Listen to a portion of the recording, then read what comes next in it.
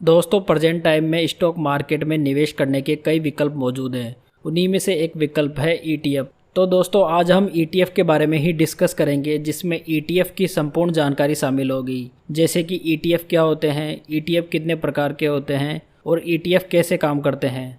तो दोस्तों स्वागत है आपका पूंजी गाइड यूट्यूब चैनल पर। चलिए शुरू करते हैं। ईटीएफ क्या होते हैं? ईटीएफ यानी एक्सचेंज ट्रेडेड फंड। भारत का पहला ईटीएफ फंड वर्ष 2001 में बेंचमार्क म्यूचुअल फंड द्वारा निफ्टी ईटीएफ फंड के रूप में लॉन्च किया गया था। ईटीएफ जैसा कि इसके नाम से ही पता चल रहा है, ईटीएफ एक्सचेंज पर ट्रेड होते हैं, जैसे कि एनएससी और बीएससी। एक्सचेंज पर ट्रेड होने के कारण ईटीएफ में एक ही समय पर खरीदने और बेचने के लिए बायर और सेलर होना आवश्यक है। ईटीएफ के खरीदने और बेचने का तरीका बिल्कुल शेयर्स जैसा ही होता है। ईटीएफ के की फीचर्स। दोस्तों ईटीएफ एक प्रकार से एक सिक्योरिटी की बात ही होता है, जिसमें स्टॉक्स सिक्योरिटीज़ का कलेक्शन होता है जो कि किसी विशेष इंडेक्स या सेक्टर से संबंधित होते हैं। जैसे कि किसी बैंक का ईटीएफ जो कि कई बैंकों से मिलकर बना हो सकता है, जैसे कि एसबीआई, बीओबी, पीएनबी एक्सेट्रा। वैसे ही एक निफ्टी का ईटीएफ निफ्टी के स्टॉक से मिलकर बना होता है। दोस्तों इस प्रकार एक ईटीएफ स्टॉक्स, बॉन्ड्स और कमोडिटीज़ के मिश्रण से मिलकर बना हो सकता है। ईटीएफ बिल्कुल म्यूचुअल फंड के समान ही होते हैं, हालांकि ये एक्सचेंज पर दिन भर ट्रेड करते हैं और इनका मूल्य लगातार घटता बढ़ता रहता है, जबकि म्यूचुअल फंड के मामले में उसका मूल्य ट्रेडिंग डे के अंत पर निकाला जाता है, जो कि एनएवी के आधार पर होता है। अधिकतर ईटीएफ फंड पैसिव फंड ही होते हैं, यानी कि फंड मैनेजर द्वारा एक्टिवली मैनेज नहीं किए जाते हैं। निवेशकों का पैसा सीधा किसी इंडेक्स या सेक्टर फंड में लगा दिया जाता है। इस प्रकार पैसिव फंड्स में फंड मैनेजर को कोई स्टॉक चुनने की आवश्यकता नहीं होती, बल्कि पूरी एसेट किसी इंडेक्स या सेक्टर में लगा दी जाती है, जैसे कि Nifty 50, bank Nifty etcetera. ETF की लिस्टिंग कैसे होती है? ईटीएफ को म्यूचुअल फंड की भांति एनएफओ यानी कि न्यू फंड ऑफर के माध्यम से लॉन्च किया जाता है। इसे आप आईपीओ की तरह भी समझ सकते हैं। शुरुआती दौर में नए ईटीएफ के लिए निवेशकों से पैसे जुटाए जाते हैं, बाद में इसकी खरीद बिक्री एक्सचेंज के माध्यम से प्रारंभ हो जाती है। इसे आप अपने स्टॉक ब्रोकर के माध्यम से खरीद और बेच सकते हैं। ईटीएफ पर कितना टैक्स लगता है? ईटीएफ पर मिलने वाला डिविडेंड आपकी इनकम में जुड़कर आपकी टैक्स स्लैब के अकॉर्डिंग टैक्सेबल होता है।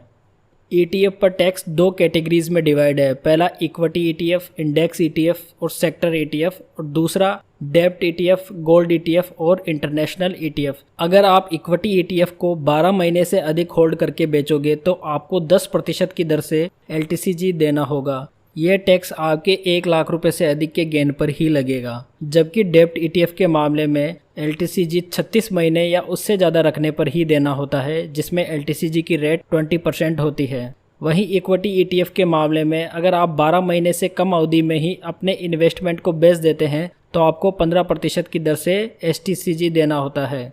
डेब्ट ईटीएफ के मामले में 36 महीने से कम होल्डिंग पीरियड होने पर होने वाले लाभ को आपकी इनकम में जोड़कर टैक्स स्लैब के अकॉर्डिंग टैक्स लगाया जाता है।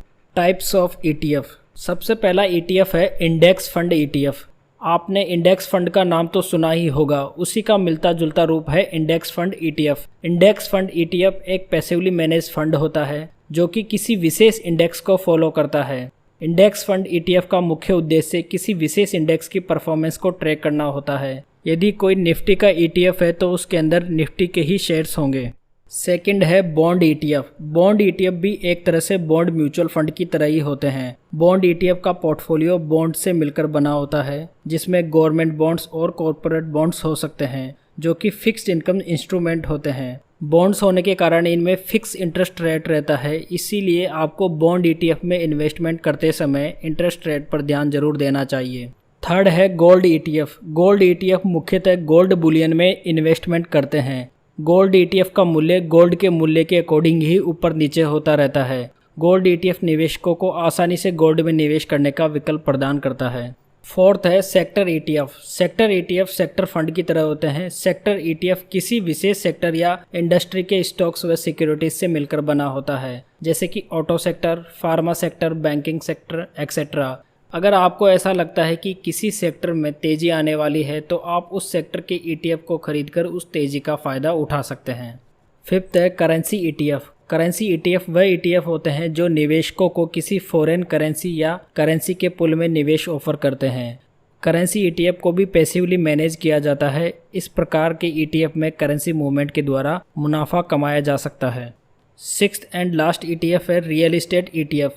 रियल इस्टेट ईटीएफ अपनी एसेट को रियल इस्टेट इन्वेस्टमेंट ट्रस्ट और उनसे संबंधित डेरिवेटिव्स में निवेश करते हैं। रिटर्न के हिसाब से रियल इस्टेट ईटीएफ बहुत ही आकर्षक होते हैं जिनमें अच्छा खासा मुनाफा कमाया जा सकता है। दोस्तों, ईटीएफ के बारे में ये जानकारी आपको अच्छी लगी हो तो प्लीज़ वीडियो को लाइक, कमेंट और शेयर करें और चैनल को सब्सक्राइब करना ना भूलें।